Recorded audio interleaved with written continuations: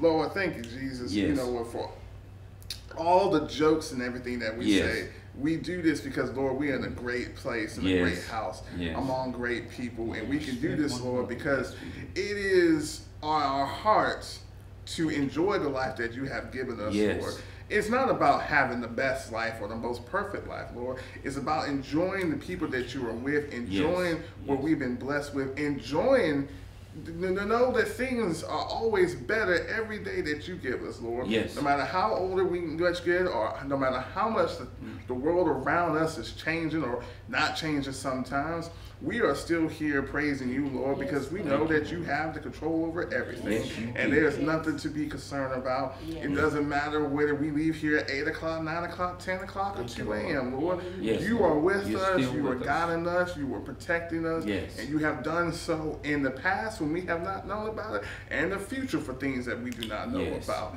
You are here, present and past and future. And I can just say thank you for that, Lord, because it does mean beyond what I can say in words, to know that you have your guidance and your love around us, Lord. Lord, I want to bless Sister Martha, because she, over the years, she's always been faithful for this show and this program, and has made this program beyond something that really, Lord, it has been a gift for the community, because we have been able to bless people with church, with sermons, with just good vibes, Lord, that they need.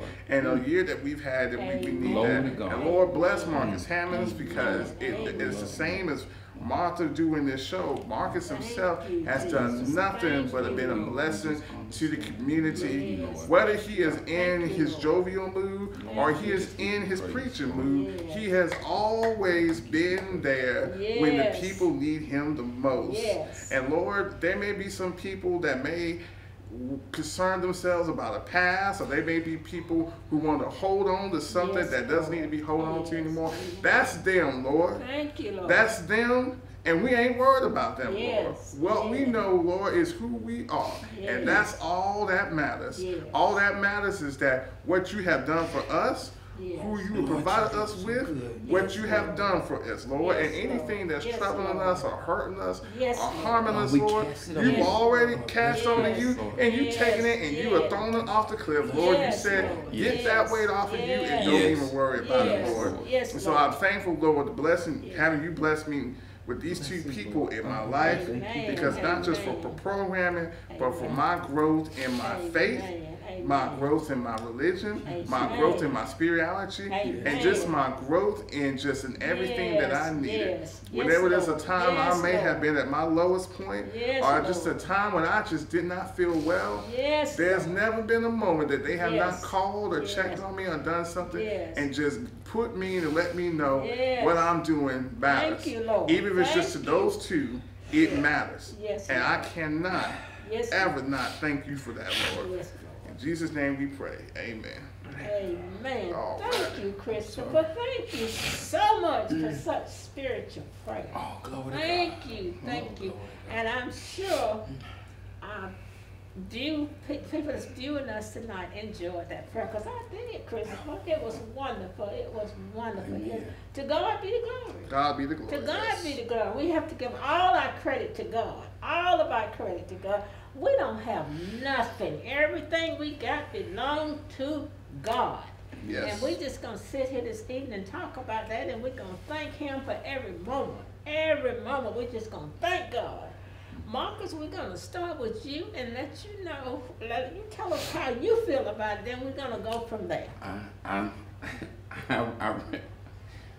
grateful for y'all. Amen. I'm sincerely grateful that, one, I want to say this. I remember there was a time I got a phone call to come and be a part of Old Time Gospel, Nighttime Gospel with Martha Hood.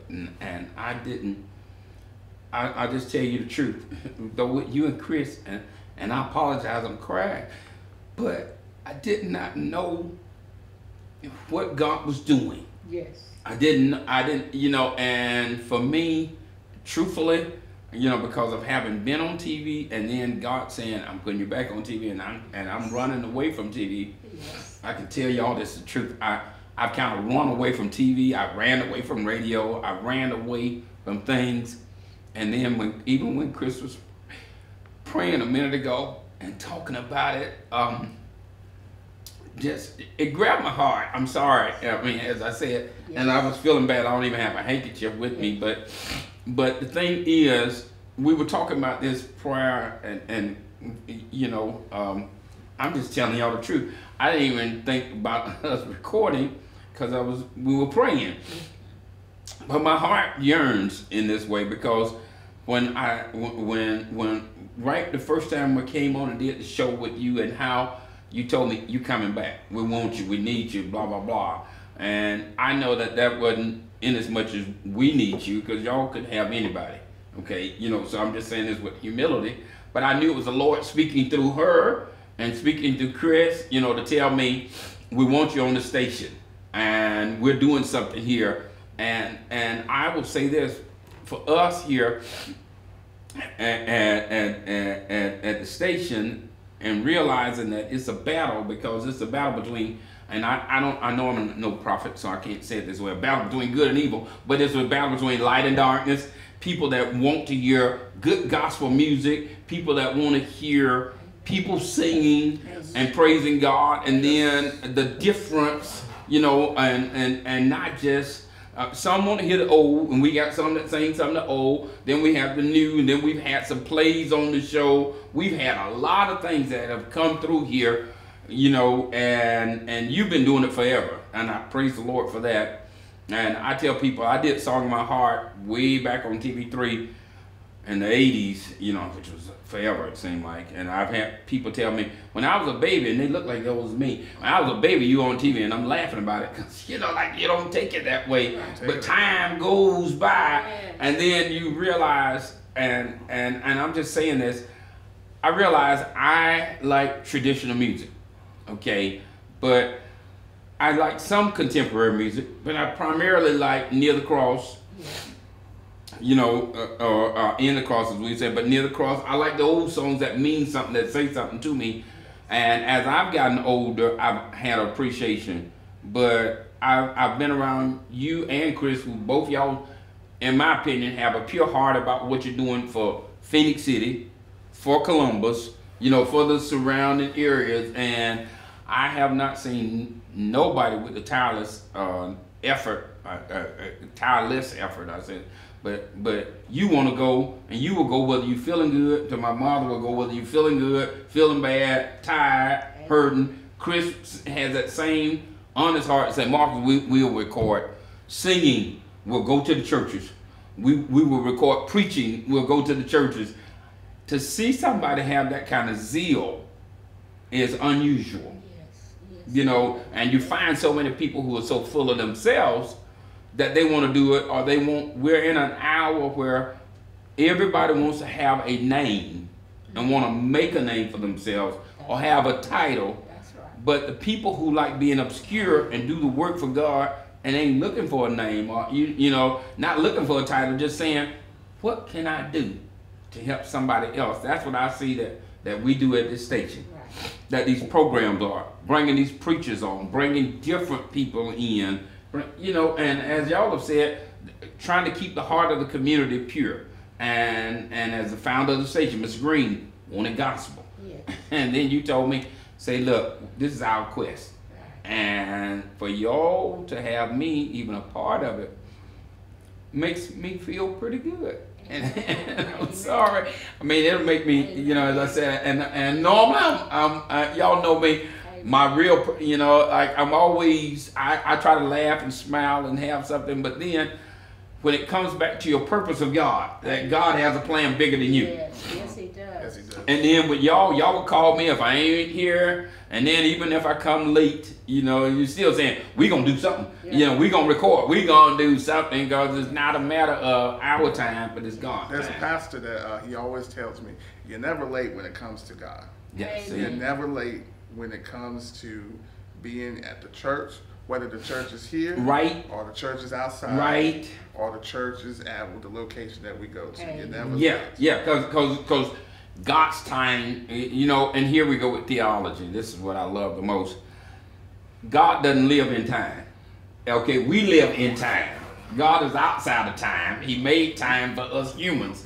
And right when you think you late, you right on time. Because when Chris was praying a minute ago and the Spirit just in here, and you wonder, say, what if we had done this a little earlier? The Spirit would have been here. You know, we y'all know how the three of us know we smile, we laugh, we joke, we have a good spirit with one another. Amen. And tons of respect all the time. And we try to be that nice and friendly to the people that come in the studio. Yes. Yes. You provide them with food, you bring things, you know, it's always that warm atmosphere. And I don't believe that it could be nowhere else other than doing this. And so when I look on the internet and see Martha and Markus, you know, on there, that makes me happy. Amen. You know, I'm telling the truth. And then when I see the ones that we have on here, because everybody has a story, but you have the peace and the patience. Other thing, I'm gonna share this real quick, and this is what Chris and I say. Sometimes we in here and we say, Martha just being here having church. You know, like we invite folks in here, but you come in here and it's like serious church. You know, like we you know, like we're laid back. You know, like we are laid back, but you come in here. And you know what? And I'm gonna say it, Martha. It's a good thing because after the year that we've had with the virus, the year that we've had with the people being laid off and just there's so many things that has affected people. So many people that that people have lost, and to have a place and a channel where people can have church. I think that's the most important thing. That surely is. Because I'll tell you, because I've been out and we do a lot of community stuff. That's what we do here. That's what we do here at Channel 7, Channel 20. We do a lot of community stuff, and the community has been really affected with everything that has happened. And I haven't seen, as much as we talk about, you know, the first time in history, I have not seen in our history a time where we've been so divided that we can't even be able to do the things that we never thought they would be able to do. To tell people that they have to remain at home and they cannot go to church, they cannot go to work, they cannot go to school, they cannot leave your city or your state or anything. You can't travel. Can't travel. Right. Can't do anything. It's something, and especially now how we have set everything up. Everything you can get on social media, you can go on YouTube, you can watch on television. We're so connected in the network that we completely forgot about it once you take it away. When you take away the community aspect, when you take away people and all ways to communicate, to see one another, that it doesn't matter how highly advanced you are with everything you got. Once you take away that the element of people, not being able to connect, that isolation. We've been more blessed than others because we've still been able to have this show, old time gospel, have each other in our own lives, be able to share a smile, laugh, and come together. It's eat together, sing together, and we persevered prior to the COVID shots, and then we pushed, and then after we got our shots, you know, like that's been something that we, you know, because Elaine would be saying, "You going to the station, but those people wearing masks?" And I said, "At the TV station, I say real hard on it." I said like it, and I have our mask here, but I know we've taken our shots, but out there in the world, and we were trying to make sure that people knew we were respecting one another, keeping safe social distance, and still doing the right thing. But we wanted people to be able to get a touch of, and I know it's bad to say, a touch of heaven, or heaven's glory, not from us, but from the people that were coming in here and singing praises unto God. As you said, because we were isolated, we were shut in. But then when you can hear somebody sing, because like before we started taping, just seeing Sister Willie Gates, you know, just that. And you hear somebody singing a song that and take you back to God. Yes, Lord. Now see, that's the stuff that we've been about. Praise the Lord. And I'm glad that, like when Chris says, Martha, if she want to go to church, wherever you want to go, I'm gonna be there. Amen.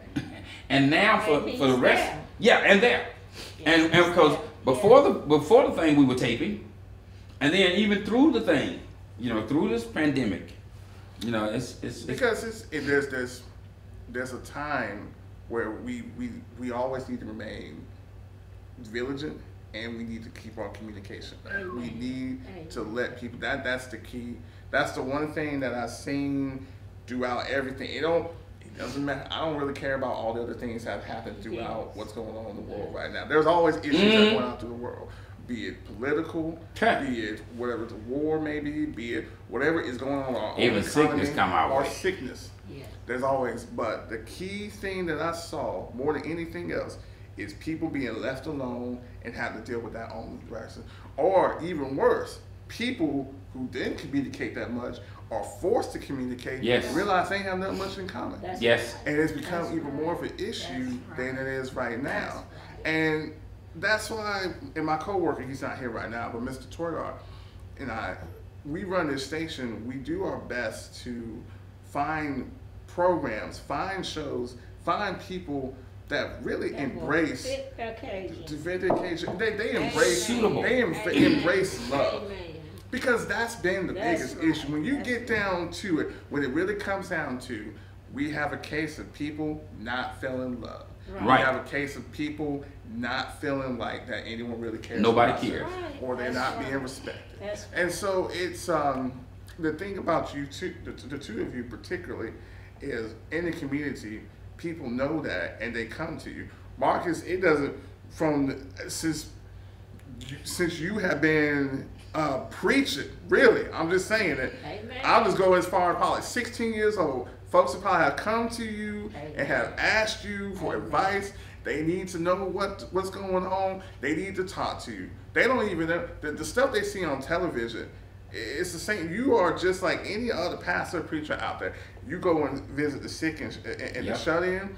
You go and you have your conversations with folks who really need conversations. They need to talk. Counseling, when they ask the questions. It is not even, and I'll tell you this, folks, it's not even always about him as the pastor side. There's been real conversations people have had with him about real issues. All issues are real issues, but I'm just saying, that's nice. They come to you because it's a matter of love and respect. And that's why I said before, it doesn't matter what somebody's past is. Somebody's past has nothing to do with that. We ain't concerned about that. None of us have a great past. I made mistakes, you made mistakes, made things. Everyone that's watched this has made a mistake. We're not concerned about that. We are here now because God has allowed us to be here, to continue on living, to continue on helping people. And Martha, the same thing with you. Big word, yes. We went to First Missionary Baptist. We went to First Missionary Baptist Church, and there was not a single person there that wasn't coming up to Martha afterwards and talking to her and embracing her. We're in Hurtsboro, down in Hurtsboro, Alabama. I want to make sure. I know. Hurtsboro. Down in Hurtsboro, you know. I know. They lost the program. Trust me. We've been to Hurtsboro. We've been to Seal.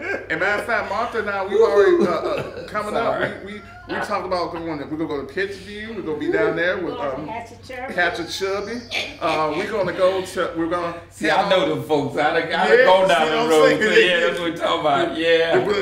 You never heard of Hannah, Alabama. We're going to Hannah, Alabama. Mm-hmm. That's on the other side of Hurtsboro. See, there you go. Yeah, my God. Now I didn't go. A church down there, Reverend Bernard Rose. Look at that. See. Yeah. No. Hannah, Alabama. Yes. Wow. And Marcus, you've been in Union Springs. Yeah, I've been around. You've been around too. One of my favorite, brother Denny Grimes. Denny Grimes will come and he will tell me, he's like, yes, I saw Brother Hammonds on there singing the other day, or he was doing one of his daily devotion sermons. Tell him with the southern gospel group. Yeah, they love him. They love watching him, and he's at Ladonia Baptist. Yeah, he showed me. And they're just it's great people all around when you can get in with that. And I say this, and I tell people this, and part of me is probably getting older, but I also tell people, you need to find a group of people that you can get with. And I tell you what, a lot of the churches around here, there's some good groups that you can get with. Right. And even if whatever issues or whatever stuff that you may have with yourself, or that you may have grievances with other people, understandable, but you need to find something, someone to give you a purpose, somebody to do something. Right. And I feel that you need to kind of do that. And I preach on that because there's so many lost people that I talk to. And it amazes me too. It really amazes me. And it's getting younger and younger. And that really kind of shocks me. Because I don't understand, and I mean this in the nicest way, I don't understand what they can be lost about. There's so many given opportunities. There's more opportunities now than when I started doing this stuff over 15 years ago.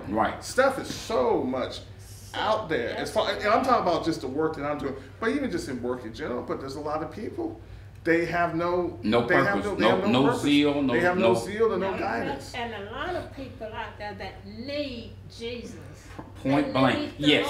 Because of that emptiness, and they don't know how to get it.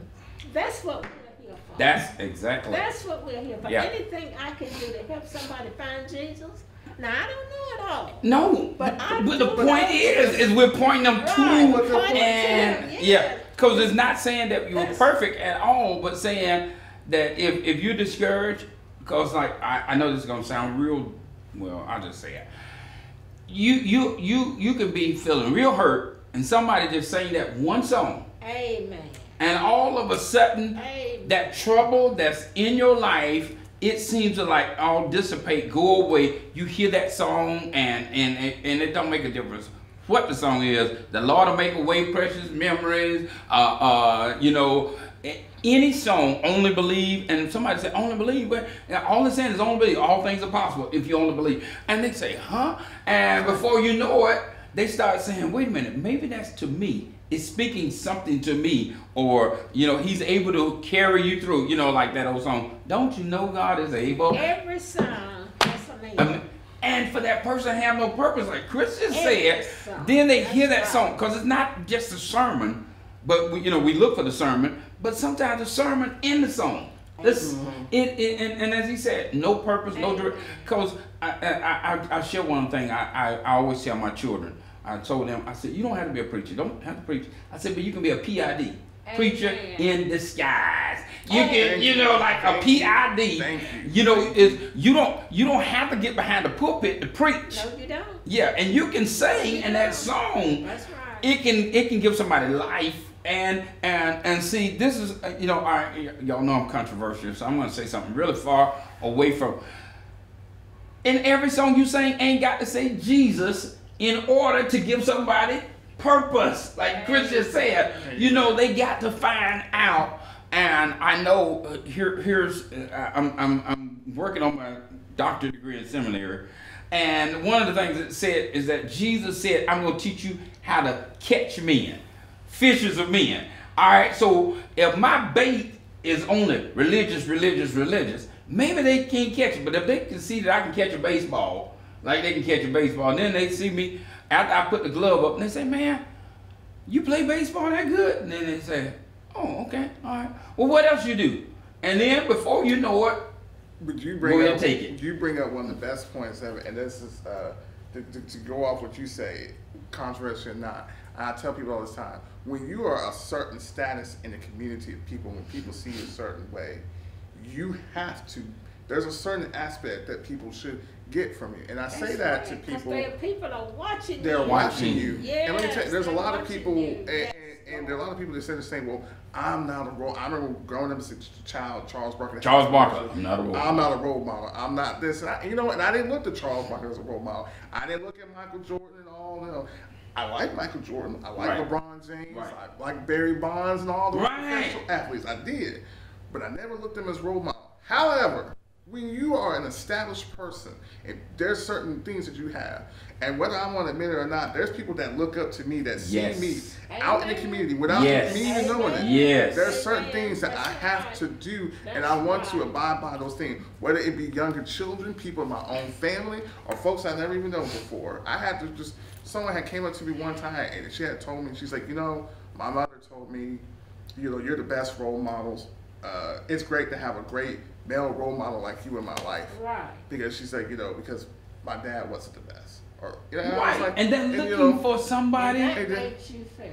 And it made me felt on a level, it not only made me feel good, but it also made me felt on a level like there's a responsibility I don't just have towards her, but for everybody to show them you can succeed, you know, and if you fail, try again. You know, like some of the step up your game. There you go. Other principles letting them know, say you don't have to be perfect, but you can't settle for failure either. You know, you can't like if I fall down, don't just lay there, but wiggle until you can get on up. You know, you might have to, you know, walk a while, and then eventually you'll roll over on your stomach, and after you quit hurting your knees, feel good enough, you'll prop yourself on your knee, and then eventually they're going to see you stand up again. Amen. And that might take a process of time, but as you said, this is where we have to be as, quote, Christians, trying to show people there's more to life, and don't give up. You know, don't have that despair.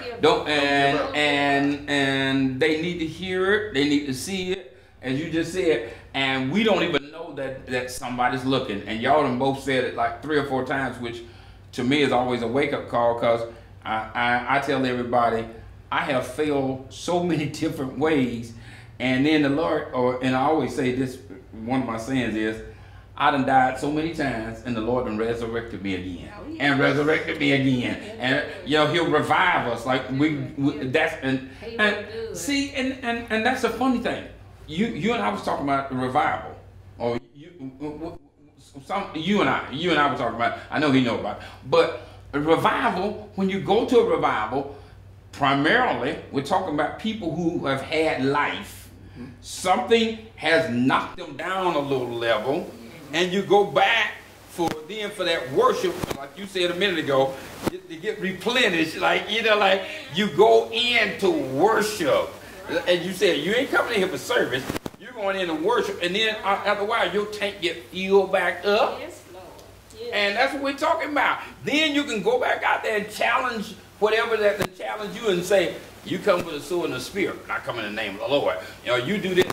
I'm praying. Or you doing this. My church folks behind me praying. You doing this. I heard a sermon. You do. You know, like the devil's doing all that to destroy you or make you think, I need to quit. I need to walk out on my wife. I need to leave my marriage. I need to leave my job. No. Stay there until God raises you up. Now that's mine. And that's it. And yeah, go ahead. Take it back off of you. And I tell people all the time, you look at all the apostles that Jesus had. Those men right there, they were not perfect. He had fishermen. He had liars. He had tax murderers. Yes. Just straight up, just people. And I say from the hood. They're from the hood. They're from the hood. He got common folks. Today you look at them, you would probably say them thugs and thieves and gangsters, anything else that you want to call them. That's what you probably would say that today. But you know what? God and Jesus, He wanted to show people, look at these people. Yeah, with flaws in their life. They have flaws in their life, but I love them. And they're out here and they're preaching to you. See, and I said this to a friend of mine. I said, you know, we get so caught up on the strictness of everything that's going on sometimes. We get caught up on the rules. And the rules, we forget the purpose. Jesus, what He was bringing to us is He told us He wanted us to really, He wanted us to love one another. That's it. He That's the us, key word. and to treat others. That's all. But the key thing is love. Yes, Lord. He simplified the 10 commandments, all 10 of them, into 2. And you have love God with your whole heart, mind, and soul. And second one, love your neighbor as you love yourself. Because that means your next door neighbor. That means exactly. Your neighbor could be way over there. Your neighbor could be in India. Your neighbor could be in Honolulu, but you love that person. Still gotta love them. And that's where the issue that comes up. It doesn't matter the stuff that you see on television, all that stuff is the fact that we cannot follow those 2 simple and it keeps on tearing and dividing people. This is what tears up economies. This is what one of the other favorite things is another person who said this. I'm gonna name his name, but he's right. Everything that is going on right now in our communities all start at home. Right. He said it starts at home. He wants to tell people that. He's a politician. He want to tell them that when they're on. He said when he's doing stuff. He said, but he knows it's controversial. He said, but If the people at home, if parents can work with their children, yep. if children would sit down and listen to their parents, they can have an open conversation. Amen. Everything that we see that's going on, wrong, right? Oh my geez, these murders. Hey. That stuff will not happen if you have to. That's all it takes. Charity starts at home. It starts right, at home. And then as it said, spread abroad. Spread abroad. It starts at home, and that's why it is important. It's important to get your children involved when they are young, at that age where they're you have to. A friend of mine was telling me about his son. His son was calling him by his name. He was calling him daddy. He wasn't paying attention. He said, daddy, daddy, daddy, daddy. Finally, he called him by his dad's name. His dad turned around. Now he called him by his dad's name. The reason being because the son kept trying. He said, you wouldn't listen. But when I say your name, you listen. That's the communication, and now he's like, I can't get him to go back to saying that because you didn't listen. Yeah, you got to communicate. You have to work with it. And let me tell you something. It is so hard to work with people. It's an eternal show. Here we go on 2021 years, and we still trying to communicate and work with people. Learning how to still communicating and working with us. And that's a good point. When he comes back. There are going to be half of us that I've already listened. They're going to be going up. There'll be the other half. They still going to be down here trying to figure out how to figure out. And it's such a powerful thing when you can finally communicate to someone. When you can finally open up your mind to understand and to listen. That's what's so hard. Right. It's not even just to listen to someone else, but to listen to that person and say to yourself, that person is right. And I could be wrong, or that person is right, and I am wrong. Or the possibility, wrong, and I'm right, and I'm going to do my best to communicate to help them. And it's always a struggle to do so. But both of y'all have said the key word: help each other. Yes, we're supposed to help each other. That's what. I hear you because both of y'all both saying it again. Help and love, and love is not. I did this devotional, and I know because we're talking about compassion. It's not enough to say I love you without doing something. Don't it? And that's where. Say you love me and never do anything for me. Yeah. That ain't love. And that's why the Bible says Jesus was moved on with compassion. Love does. If it's real love and you say you love somebody, that love going to move you to help them. It's going to move you to do something for them. And that's what he just said. That's what you said. Because y'all kept saying the same word, love and help. And that's what compassion is. The scripture literally tells us Jesus had compassion on the widows. Okay. He had compassion on the man that had leprosy. And, and those were outcasts, exactly. He like the people that weren't supposed to be touched. And yet Jesus allowed them to touch him, or he touched them, or he healed them. He went to the poor, and everybody else don't want to help, but you can talk about it in church how much we love. But if you ain't out here finding out the people that you can help, it ain't number words. It's nothing but words coming from your lips. And that's that all means anything. And compassion is in action. That's the connection that when you say, well, if God is really with us, we're going to see who we can help. Right. I listened to Raymond Cochran this week on his midweek, and going with what Markus just said, when he was talking about God tells no lies. I'm going to repeat it again. God tells no lies. That's right. People tell lies. Men and women tell lies. That's right. He said, your preacher, your tell lies. Will tell lies. Amen. He said, God tells no lies. And he's saying that. And I know what he's talking about. And he said that because it has happened before. And then he's like, it has affected people. People, they keep that in their mind and they hold on to it. And it's just like, then but God don't tell no lies. Like, well, you know what? Because I listen to that person. He's supposed to be a holy person. I don't want to listen to him. Well, I don't need God. Well, I don't need Jesus. He said, okay, so you listen to someone that was wrong. Right. That's life. There are some people out there. Yeah, and that's human. Go and read the word yourself. Because if you read it yourself, that's what you need to do. Right. And I implore that to anyone that's out there. You don't have to listen to Brother Markus or myself or Martha. But if there's something that you need, read it yourself. Find the information. Stop making up your mind because somebody said you need to think this way. That way. Some stations said you need to think this way. You need to think the way that's in you. You know, that's the way of peace. And that's the way of peace. I love movies. I love watching movies. And there's so many different movie critics out there. There's people who are they can just write the dirtiest and nastiest thing about a movie. They can talk about how bad it is. There's people who always find the good and stuff. And then some of them, they want to put what their thought is into you. Right. What I have learned over the years, is it doesn't matter the person's opinion of this, the person's opinion of that. What really matters is what do you know? What do you feel? How do you see it? Not how their opinion is, because they will, and that's what happens with people in power. People with power will always try to make you follow them, and then they make you erase your thinking. When I pastor, anytime I pastor a church, I always said I want to pastor a church with thinking Christians, thinking adults, thinking people, so that then you're not listening to me, because I'm like Dr. Cochran said, I'm a man and I will lie. Yeah. God don't lie. You know, preachers, that's what he said now, and we have to really internalize that. I can say something wrong. Yeah. God don't say nothing wrong. You know, and that was a song by Al Hibbler, a blind jazz singer, and Al Hibbler's song was called He, and he said he can turn the leaves to gold. He knows every lie that we've ever told, and though it may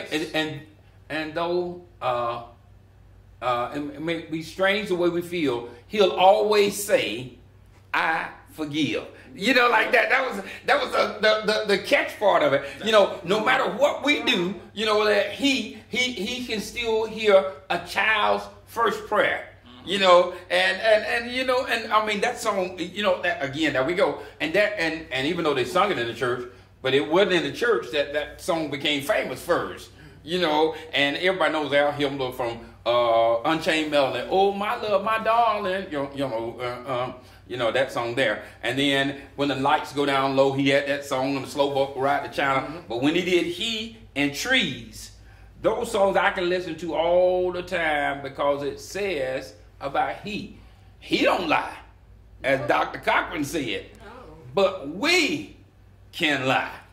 But yet God still says in the midst of that, I forgive. Yeah. That's it. You know, whatever we done wrong. You know. Let me tell you something.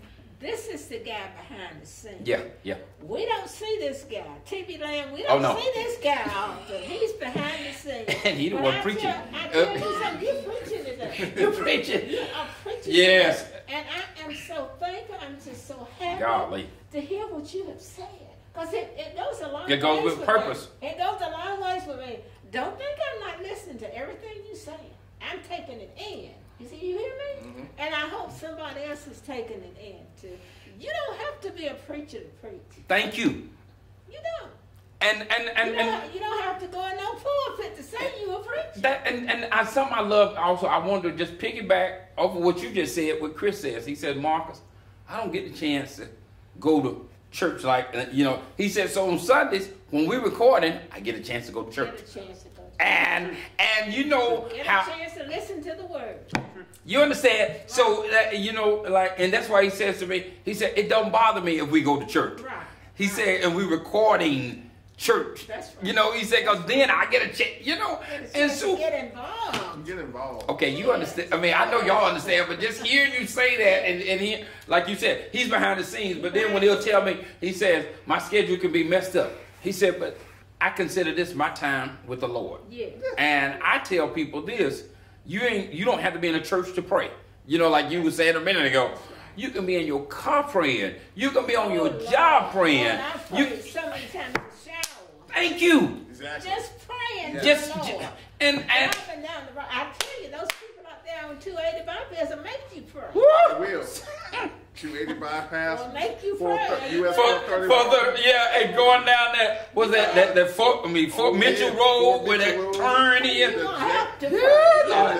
And the J.R. Allen. after 5 o'clock. 4 or 5 o'clock.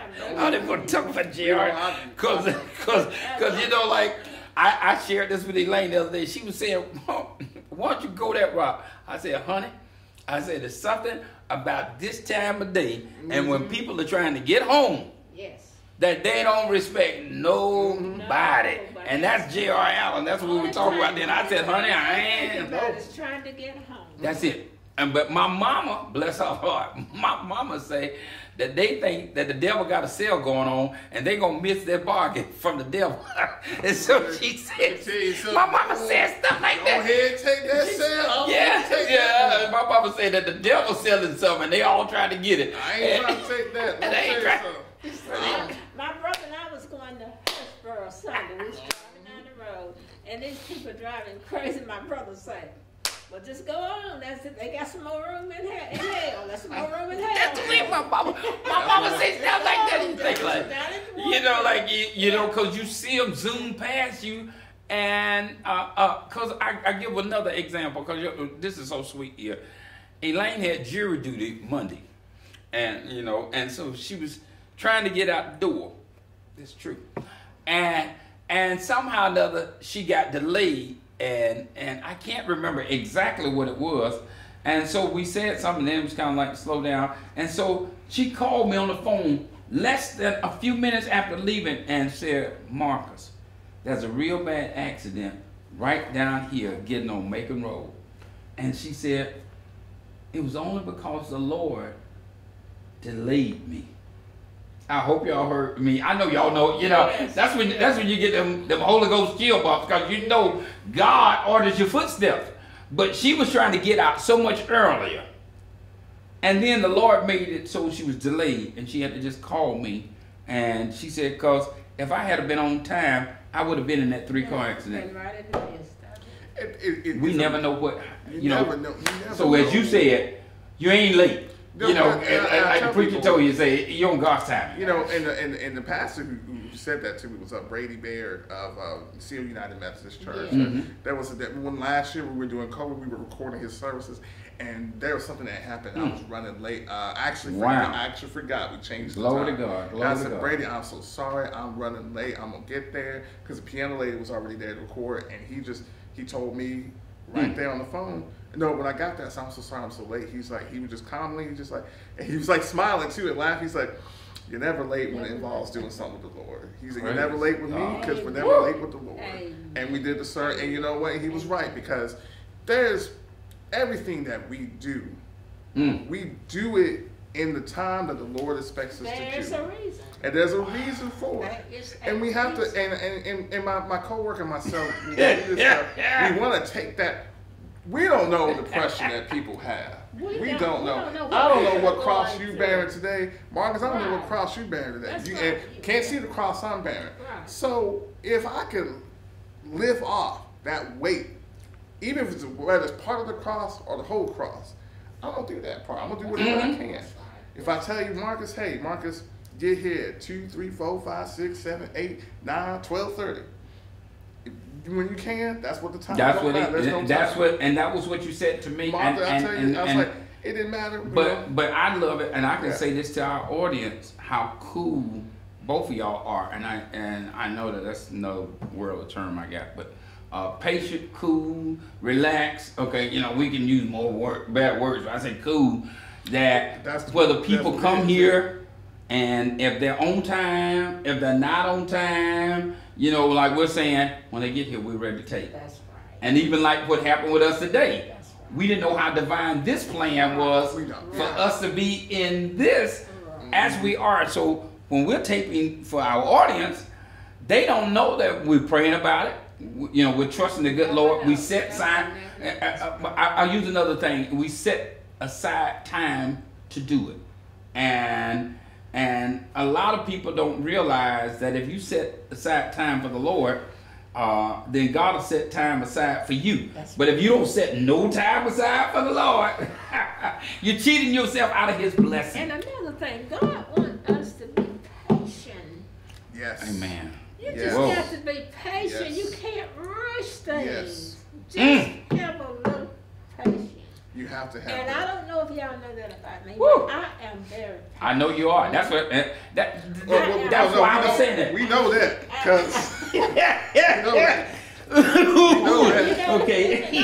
I do that from day one. I said Martha has the greatest patience in the world. God wants me to be patient. And that's what I'm going to do. I'm going to be patient.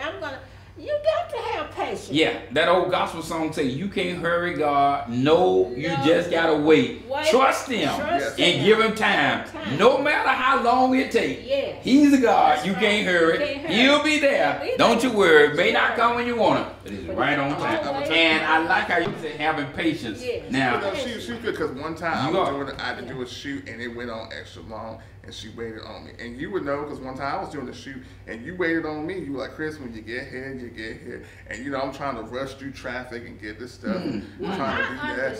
But, you know, and the thing. But we all realize it's bigger than us. And I realize that this is way bigger. That's right. And I'm going to attribute it again to Mr. Green, that always encouraging you and you. Right. And I tell everybody, when I pastored the church in Seal, I was the first black pastor at an all-white congregation. Now, a lot of people left. A lot of people, you know, stayed. Well, in the end, we only had like 50 of 100 of like 150 people that you know, like over half of them left. Then we built back up, and our congregation grew again. But Mr. Green let us be on TV every day out the week. Amen. Only because of his good heart. Amen. Then that same love is in y'all too. Amen. And that's why I can say that. And then knowing that with this station that is trying to reach out to Phoenix City. Right. And as you just said, having that vision to say, you may not be able to get out the house, but we want to bring something good into the house. Right. That's the God be the glory. It's the vision that he had that Yes. he told us before he passed. But he told us multiple times when we were putting together this station, we were putting together this program. You know, when he brought Martha in to do the Old Time Gospel program. Yes. And this was his idea of goal. And then when he was talking about bringing the Channel 20 PBE, his goal, he wanted to give back to the community that has given back so much to him what he said. over the years. Exactly That's what he wanted to do. Exactly And for those who don't know, he back during the time Mr. Green had a radio. They had a radio station. He had a radio program. He had a gospel radio program, and he would bring in the various pastors to come in and do their devotions or their sermons, and he would bring them. And he had the choirs and different groups sing their songs. Thank God I was part of that back in the day. That's what we're talking about. And it still lives. Listen, I was gone from here 2.5 years. One day I was on my way home from Hurstboro, Alabama. I had been down to the center, and I saw Mr. Green and Miss Green there on one of those streets in Hurstboro. And I stopped, and when he looked at me, and Miss Green came to the car, she said, Martha. I said, hey, Miss Green, how you? She said, you see Roy there? She said, don't you leave without going to speaking to Roy. And I got out of my car, got out of my car, and I went over there outside. Mr. Green was talking to some guy, I don't know who it was. He pushed that guy out of the way to grab my hand. Wow. He said, Martha, what are you doing now? I said, hey, Mr. Green. He said, what are you doing now? Purpose. I said, Mr. Green, I'm not doing it. He said, I want you to come to work for me. See?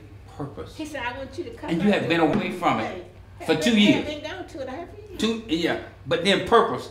Walk. He was right there. Right. The purpose of God, the plan of God. I couldn't call him quick enough. He kept calling me to get me to come. But that's what we're talking about. When God has a plan, it's way bigger than you. That's what I did. He wanted me to come on board again. And then you got hair. I had to pray over it. Let me tell you, I had to pray over it. No, I really did. And I prayed over it. When I prayed over it, then I called him. I said, Mr. Green, it's Martha. I say, when you want me to start?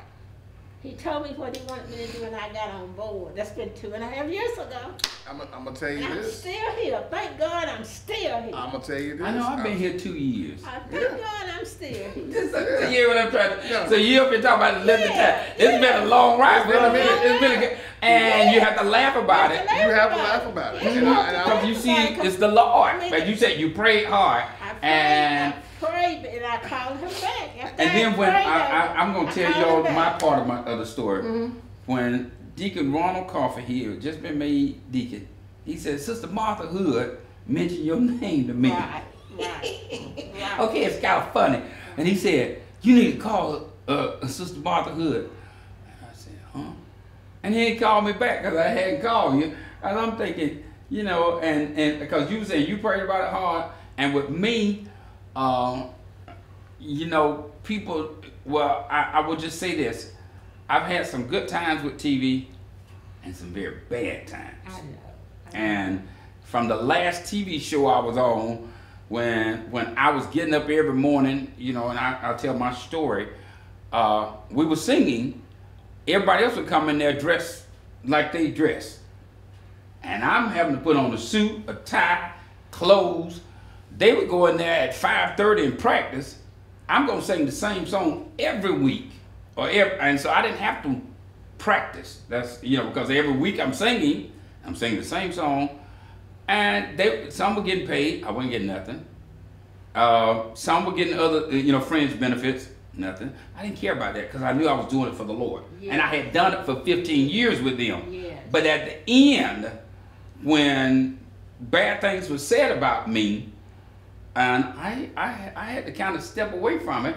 And then suddenly I just decided, I said, and when they said, well, you know, Markus think this is his show, and I said, what? You know, I'm going on there. And then I just said, okay, Lord, it's time for me to step back. Again, that's why I was saying I run away from TV. Because, you know, like, you have some good experiences and some bad experiences. And then when people think that you are either doing it for selfish gain or for other reasons, so I said, okay, Lord, you know, that time is up. And I walked away with hurt. And people will hurt you.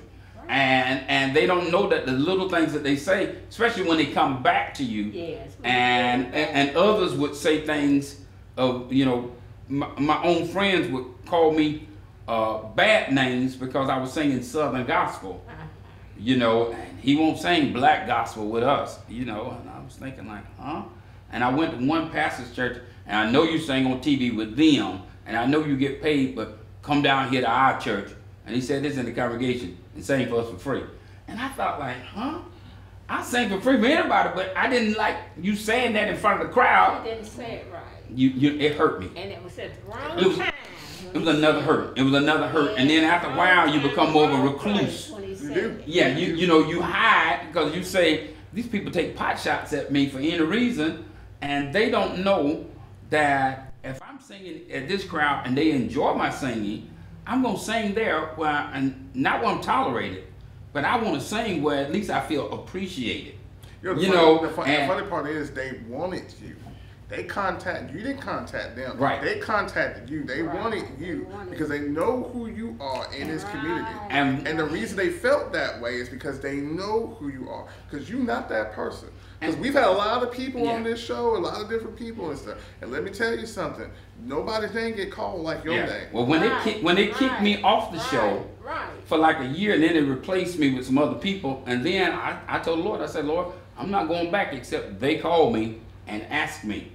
Then I went back on there with them and sang, but I still was hurt. And because nobody apologized, nobody said I'm sorry for what I did. And I said, now Lord, I know it's bad for me not to forgive. Just tell the truth. Because I've done TV, I've done radio, and same way with radio. I didn't want to go back on radio. Because I said, Lord, you know, there's a good and a bad. Y'all understand what I'm saying? And so, because everybody thinks it's about your image or your ego. Yes. But when you're doing something for the Lord, you don't have an image or an ego. You better not, because he'll knock it all down. Or as I tell anybody, when you think you're big or you think you're infallible, God will let you fall flat on your face. Yes. He'll let you sin so great in front of everybody that big name you thought you had, and everybody know everything you done done. Right. And so like Nathan the prophet said to David, he said, David, you the man. And David was embarrassed in front of everybody. Well, the Lord has a way of pulling your the drape back, and they find out. So then y'all understand. And so now, being here with y'all, I feel so good that we're doing this. and nobody's getting credit. We're happy. Nobody's getting no glory. We are happy. Yeah, exactly. Doing it for the Lord. Happy. You will be surprised, how many people I meet in Walmart's and the grocery store and tell me who they want to hear on TV. Right. Why don't y'all put such as one? Y'all that took such as one. Why don't y'all? And I'm gonna tell you, the main preacher they want to hear all the time, Reverend Cochran. Look, I told you I ain't got hair on my head, and it just make my head tingle. They ask about him. Because Reverend Cochran ain't trying to be nothing. Like he'll tell you in a minute, I'm just simple Raymond. You know, like that. And when he preaching, he done got to the point in his ministry where he can be invisible, so Christ can be seen, and that's why everybody like it. And the man, he got a lot of wisdom. Oh yes. And I pray for him. I pray the Lord keep him strong. So he can stay around here with us, because he get on that TV and he's telling the truth. And I'm gonna tell you one thing my dad told me a long time ago. There's some jealous people in this world. Oh yeah. He said, Martha, a jealous person will kill you. A jealous person is dangerous. You're right. And ask me, had I found that out? Thank you. Yes. I know you have. I have found it. He was telling the truth. Oh yeah. A jealous person will kill you. That's what I tell Elaine. They can have more than you have, much more than you have. But they still jealous that you got. The we got, they so jealous of that they try to keep you down. They don't want to lift you up. I learned from an old. But God. I learned from an old coworker of mine. And at the time when he told me this, I didn't understand it, or I didn't believe it. It was both really. But he told me, he said, he said, Christopher, there's some people in this world, they get paid below minimum wage, $4, $5, $2.18, it doesn't matter. But they'll do anything they can to keep that power over you, to keep that ability, whatever they have, over you. Because he said, well, once you start to get equal, or they feel the power shifted that you have power over them, or they equal to you, he said, no, they can't stand it. They can't stand it. They can't stand it. And it is such a sad thing that we have that, go with. But I'm gonna say this about Marcus, and I'll get to the point. Marcus also, all jokes aside, is the same way when it comes to his preachability. When he preaches, he becomes invisible because he's just talking about the word right there. Whether he uses his own personal stories or whether he's talking about his children, whatever, he is teaching you what is in the Bible because he has studied it, and he's for real. And when I hear him say that stuff, it's not him. It's just it's him saying what's in that book right there. It's coming from up above. And that's humbling to hear. That's great. That's great, Pastor.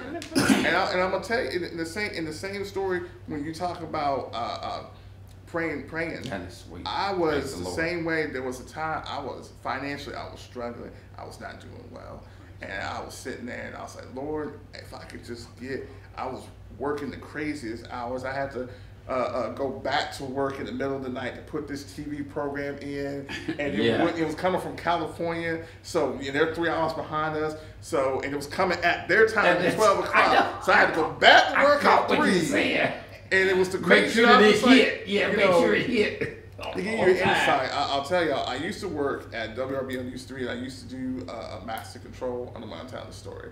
And at the time, they had did a merger. The job I had phased out. Master Control is the people who they put the television programs in and make sure nothing's playing in Spanish and everything's playing in English and all that stuff. My job had phased out, and people were upset because we knew we were merging, and they were almost thinking like, oh, who's gonna lose their job? They thought it could be someone big, like, oh, it's gonna be the general manager or something. But it was someone like me, and they were like, no, it can't happen. You just got promoted. You just got this job. What they do? And everyone was sad. I wasn't sad. I'm gonna tell you why. I'm gonna tell you the truth. There's the reason why I wasn't sad. I joke about it. I was sitting there praying. I said, Lord, I'm working these hours and it's crazy, and I'm getting kind of behind these bills. I ain't getting no sleep, and I can't take no vacation on because no one else can do my job except me. Right. And I was like, if there's just some way I could I just need a little extra money, just a little extra money, so I can just pay these bills. I'll do everything. It'll be just fine. I came into work like the next day or two. No, it was the next day I came into work. And the general manager, he's like, Chris, I need to talk to you. He's kind of poor. And I just walk in there, and he was just sitting there. and it's just him and I. He's like, I don't know how else to tell you this. And in my mind, I'm sitting there thinking, I was like, oh my goodness, you know what? And I said like a joke, and I was like, well, you gonna let me go? And he was like, well, I was like, oh my goodness, this is happening for real. And you know, doing the whole doing a merger, your job's being played out. And I wasn't upset. Right. I was just like, well, I said, hey, that was great. Yeah. Because and I'm not gonna get into the personal detail. I had some ups and downs at the place too, and a lot of it. Different people, different opinions and stuff. And I'm not gonna sit here and say that it was not all my fault. No, but it was God moving you from where you were, and you had already gone through enough. When it's time for elevation and promotion, you don't have to know it. Yeah. You didn't know it at the moment, and then God took you out. It's like Bro Rabbit, throw me in the briar patch. Y'all know what I'm talking about? Like, please don't throw me in the briar patch. Then right when you get fired, you get released from that. Exactly. So you are open for what God is about to do. And that's exactly the case. And I was sitting there, and he told me that, and they were like, I was like, we're not making a big deal. That's fine. Don't worry about it. But then he felt so. And for real. Yeah, he felt bad. He felt bad. To this day, he is a great general manager, and we still have a great relationship. He has helped me along the way. He felt horrible. He wanted to let the entire station know, and they did this thing, and everyone did feel horrible. Like the last 4 weeks, it was just nothing but people being sad, seeing me and stuff like that. I ain't trying to mean they thought I was gonna pass away, and I'm sitting there, and I kept telling people, this is not a sad moment. Don't be sad. Everything's gonna be just fine. But you don't understand. I said, it's not a sad moment. I want to be like, people lose their jobs. Even when I told my mom, because my mom had lost her job during that time too, and she's like, you lost your job. Because I was a full-time breadwinner doing stuff. I said, we ain't gonna worry about it. Everything's gonna be just fine. They gave me a severance check. That's what he said. I was like, we're gonna give you the severance check and all this sort of stuff. And it was a good amount of money. It was. Yeah, it was severance. Yes. But then I was sitting there thinking, they're like, well, we don't have to give it to you if you get another job. Within that time, I said, they better not find another job. I'm gonna take the severance money. But I took the money, and the job ended November 2016 and 2017. November after Thanksgiving. It was after Thanksgiving, and I took the money. I remember it was December and January, and I had the money. We spent Christmas and we did all this sort of stuff. Right. And it was great. And I'll be honest with you, at that time, I just rested and relaxed. I didn't do anything. Yep. I was just sitting at home. It was the Lord. I was just sitting at home. Even when it was like Friday, Saturday night. Just sitting at home, and every once in a while, and then people would text me like, hey, I'm so sorry, I haven't gotten back with you. I just can't believe you're not here anymore and stuff like that. It didn't hurt my feelings. It's fine. I was like, things happen. And Lord, it came up to a time when I was like, all right, well, money does run out, and I was collecting unemployment. I was like, but the general manager kept promising he's going to bring me back. He's going to bring me back. But it was getting kind of, I needed to get some money. It was getting kind of tight. I was like, all right, well, I have to start working again. And come that February, my coworker right now, really one of my best friends, he had worked at WTVM. He was over here, and they were getting ready to do some work. He's like, hey, I heard about what happened to you. Do you need can you help me do some stuff for the Columbus Lions football team? And I was like, yeah, sure, come on over here. Because I remember hear about cable TV, because I used to run their ads and stuff like that. I was like, yeah, I heard of them. I came over here, and I was like, sure. And then I did get a job back at WRBL as a morning director. Got to get up at 2 o'clock in the morning to be there for 5 a.m. to do this base 4 hours of directing. So it's that shift. But I was like, hey, you know what? It's a job, and the pay was similar to what I was getting paid already. And I was like, it's going to work out just fine. And I was doing work here at the same time as a contractor. Everything was going okay and everything. And at first, I was just doing stuff over here, and I wasn't really that much involved. But they seemed to like the work I could do. And eventually, one person had left, and it came up an opportunity to see, do I want to do this job? And this was the first time in my life that I was like, oh my goodness, I'm at a crossroads. I'm given an opportunity to do something new that I never thought, or I could still work this job. Because I felt bad because I was only at RBL for about 2 months before I took this job full time, because it was a full time position. Yes. And the hours and everything was clearly better than what I was already doing. And I was sitting there. When she prayed, you prayed. And I was sitting there, and I was just like, well, Lord. It was funny because the blessing, it wasn't. I told people, some people don't understand. I said, blessings are like an avalanche. when it builds up, it keeps on going down that hill, and it builds bigger and bigger. Yes, it does. Because it started because a lot of people looked at me losing my job as something sad, but I was telling them, I said, I didn't look at it as something sad. Because even if I didn't get the job back there, I was like, I ain't gonna worry about it because something else is gonna come along. I said, because that's how he opens up. You have to be that way. You cannot. And I didn't. And another thing too, I really want to say this because it really gets on my nerves when I see people do this sometimes. You never fault God for anything that happens to your life. God don't let bad things happen to your life. Never. He doesn't let the bad things happen to people. But I want to say this. Bad things do happen. But it's not God. No blame. And I really wish sometimes people understood that. Because it's not God. Right. And so, and I'm going to tell you, to make the story quick, I was sitting there at the station and we were doing this morning show and everything that you could, the show was clean, but there was a lot of stuff going on behind the scenes. Right. And everything bad you could think of was just going on. We just had people, they just weren't really happy in that position.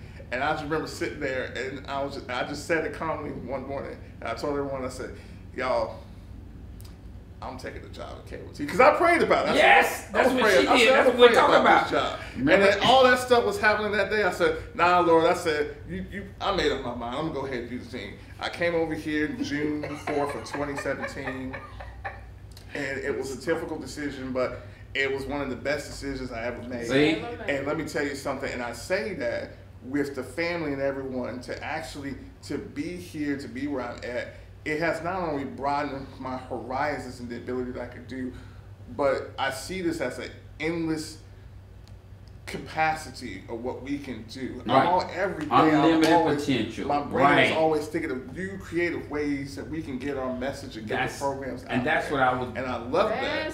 I was going to do a quick shift when you were saying that, because I know that, and I know for sake of time, but you were talking about things that we could do in the future. And I love it when you said because you came to shoot the Columbus Lions, I think that's what you said first. Mm-hmm. That hadn't stopped here at the station. Nope. Sports Vision hadn't stopped at the station. Old Time Gospel hadn't stopped. And, it's like everything that you said is broadening. And you can see it like a flower, bloom, blossom, and grow. And when you were telling me, you said, I'm hoping that Martha and I, we can do some outdoor concerts. He was talking about some of the things that we have planned, because I know that we've done a build up, but when he was talking about that, he said actually going into the church, he said, but then doing some of the outdoor things as well, indoor and outdoor. And that's for this station. And I laughed about it because Chris was saying, we got plans, we got a lot of things, that we're drawing up. And he said, instead of us going backwards, we're going forward. In a time where everything else. But God. But exactly. To him be the glory. In 2020, with everything else was withering, but a lot of stuff did die out, we grew exponentially. And it was the most amazing thing that my coworker and myself, because we were sitting here thinking we had a whole slate of people that programmers and programming and everything. PBE was going a completely different direction, everything, and all that changed come that March when the shutdown happens. But the change was for the best. That's what we're talking about. And I want to thank, I can't name them all, but I want to thank every church that has contacted me, that has come on Channel 20, that has their congregations. I cannot thank you enough for keeping Channel 20 and Channel 7 alive and relevant. I truly thank you with the bottom of my heart. And that was it's the most. It grew on us. Look at the month of December. We was booked. And that was that was the coldest month, and COVID was still out there. Yeah. The month of December, we just everything. We had a good month, full month. Mm-hmm.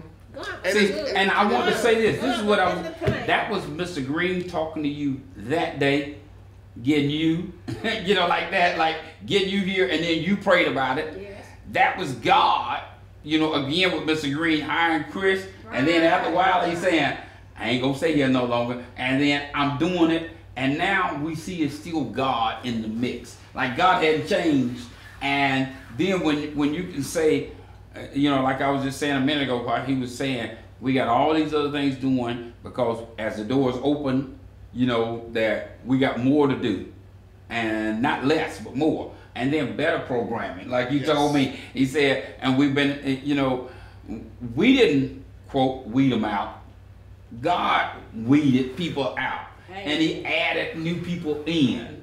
And that's the good part. And I would tell you all what I'm here with you. I don't have to get behind your back to tell you to your face.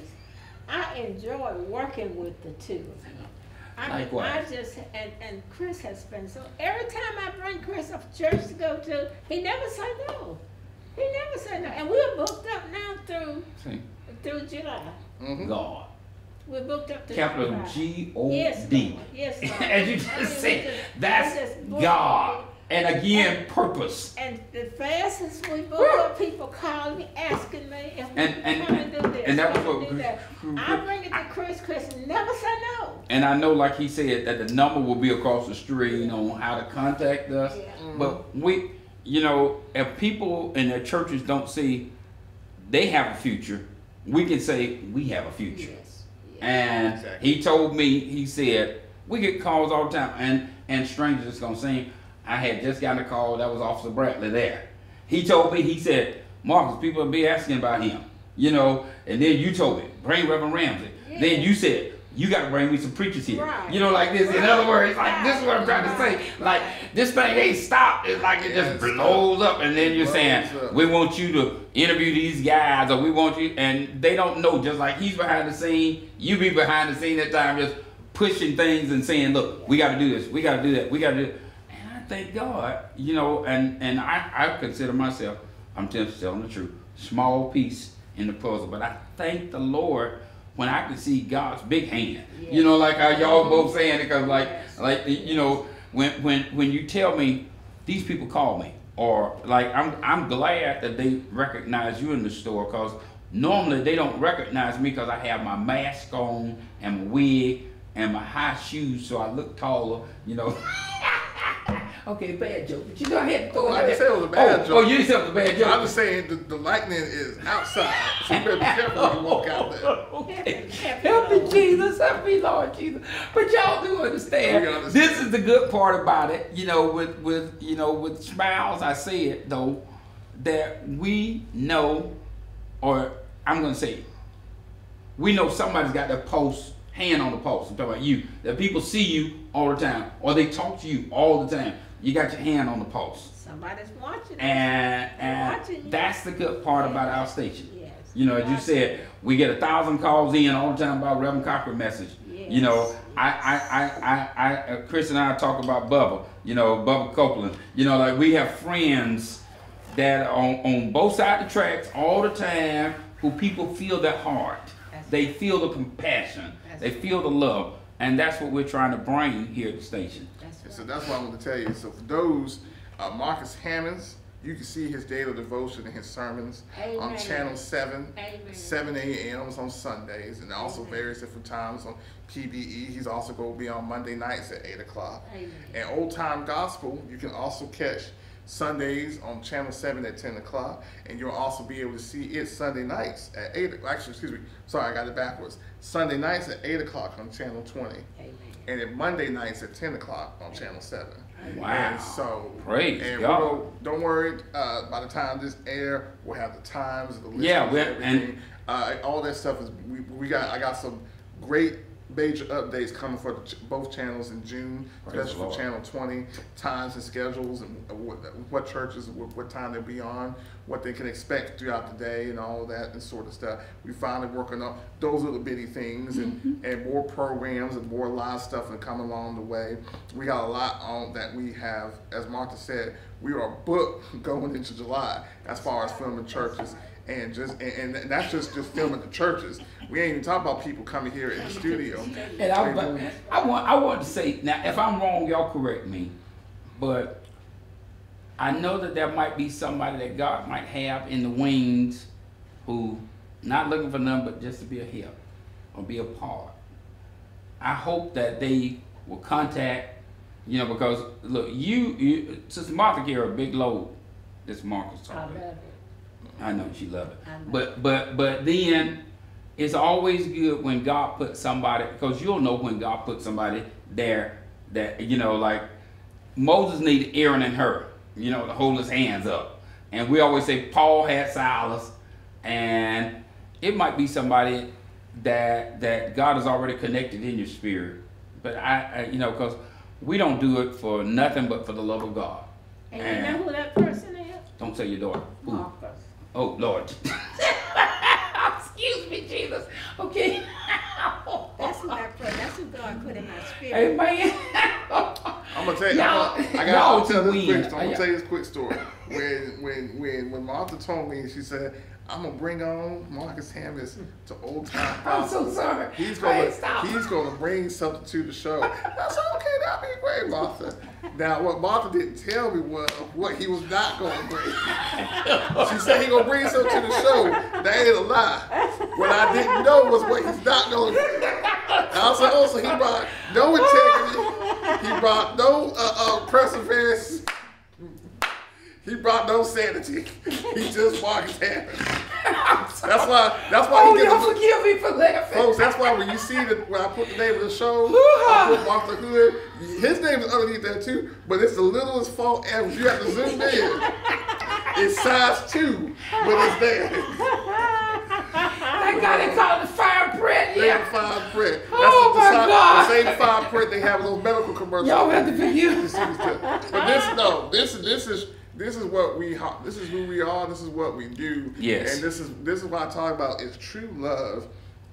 When you have a true love among, not just friends, but among co-workers, your comrades, your neighbors, your family members, that you can live and laugh like this. Yes. And that's what that's the kind of life. That's the life the Lord wants us to have. He wants us to be jovial. Yeah, a man said that if you forever do what you love, you'll never be broke. Exactly. Amen. You know, if you do what you, y'all understand? Exactly. Yeah, y'all can see. That's the truth. Yeah, cause it'll never be work. That's the truth. Yeah, because you're doing what you love, and we call it again, like you said, purpose. Mm-hmm. You know, that purpose in life, and y'all have said it so many times. I know I'm being redundant, but y'all have said help. You know, if I can help somebody. You know, if I can do something to cheer somebody up, and that's what y'all do. And that's my honor, as I said, and I know I'm going to be quiet, but I count it as an honor from the Lord for what the station is doing. I spoke with Mrs. Maddox yesterday, Reverend Arch Maddox's wife. Mm-hmm. You know, he's at 24th Street. He's carrying on that. Doing good. He was sick, but he's doing real good. I watched him. That's a blessing. He's real good. He's getting up and down by himself without any help. Right.